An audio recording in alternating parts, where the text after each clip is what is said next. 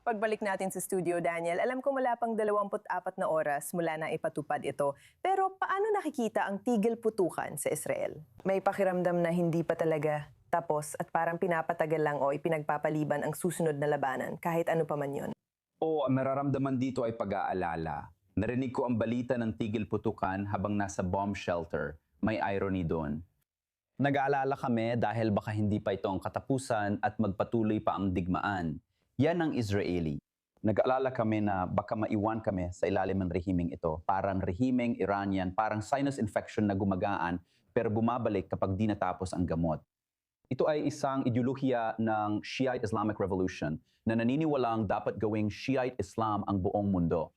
Pinalaganap nila ang revolusyon tulad ng pagpapalaganap nila ng intifada. Ang layunin nila ay hindi kasaganaan.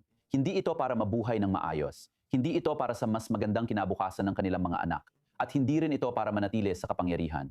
Paulit-ulit sinasabi ng mga tao na ang gusto lang ng rehimen ay manatili sa kapangyarihan.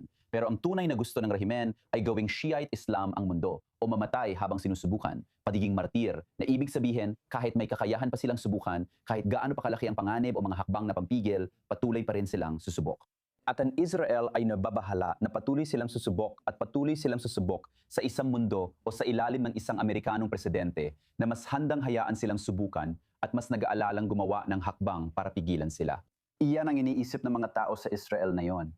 Pero ang magandang balita, hindi ko alam kung gusto kong tawagin itong magandang balita, pero ang 10-puntong plano ng Iran para sa tigil putukan ay may ilang bagay na hindi kayang sam-ayunan ng Estados Unidos. Tulad ng alisin lahat ng base militar ng Amerika sa gitnang silangan at payagan ang Iran na ipagpatuloy ang pagpayaman ng uranium. Isa pa yung tinatawag nilang panrehiyong kapayapaan, na ang ibig sabihin ay payagan sina Hezbollah at Hamas na magpatuloy sa kanilang operasyon, isang bagay na hindi papayagan ng Israel. Posibleng magbunga ang tigil putukan ng paglabag mula sa Iran na magpapalakas sa kredibilidad ng Amerika at Israel para ipagpatuloy ang kanilang aksyon. Kung ang Pangulo talaga ang naghahanap ng paraan palabas, mag-aalala ang mga Israeli. Parang inuulit natin ang panahon ni na Obama, Biden at Nixon kung saan kontrolado at pinipigilan ng Israel na iniiwang nasa panganib sa hinaharap. Marami pa ring tanong. Ariel, pag-usapan natin ang mga nagawa nitong nakaraang 1.5 buwan, kabilang ang opensiba ng US at Israel. Ano ang nagawa nila sa kakayahan ng Iran hanggat buo pa din ang rehimen? Tama. Sa palagay ko, pinakamainam tingnan ito mula sa pananaw ng mga layuning militar ng bawat panig. Kaya malino na itinakda ng Israel ang mga layuning militar nito para pahinain ang kakayahan ng Iran na maglunsad. Ibig sabihin targeted ng imbakan ng misil, mga launcher, at mga lugar ng produksyon.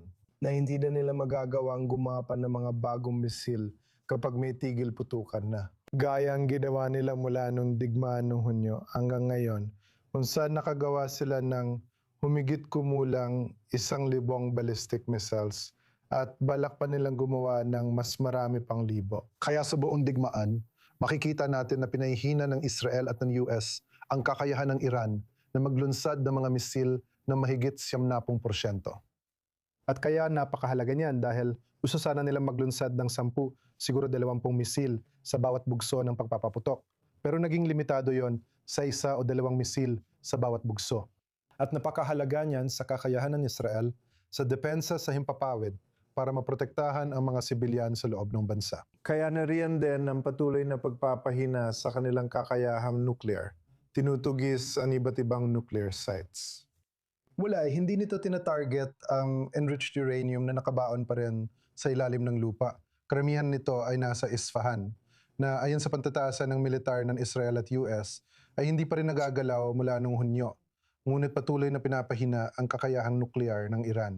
At pagdating naman sa pagpapalit ng rehimen or paghahanda, paglalatag ng pundasyon para muling bumangon ang mga mamamayan Iranian at subukang pabagsakin ng rehimen. Nagbigay ang Israel ng matinding dagok sa mapaniil na aparato ng Iran. Tinarget ang punong himpilan ng panloob na seguridad at kapaligiran. Kung titingnan mula sa pananaw ng militar ng Israel, naabot ng Israel halos lahat ng layuning militar nila. Kabilang ang paghimok na ang mga Iranian mismo ang pabagsakin ang rehimen. Iyan ay layunin lamang na maaari mong masukat kapag nangyari na sa hinaharap, hindi sa kasalukuyang panahon. Pero oo, malaking pinsala ang naidulot sa mapanupil na aparato. Tungkol naman sa mga layuning militar ng Amerika, mas hindi malinaw. Nagkaroon ng malaking pinsala sa hukbong-dag at sa kakayahan nitong magbanta sa dagat halimbawa sa kipot ng Hormuz. Pero nakikita natin na ang kipot ng Hormuz ay kontrolado na ng Iran. Marami pa tayong pag-uusapan pagkatapos ng isang maikling break.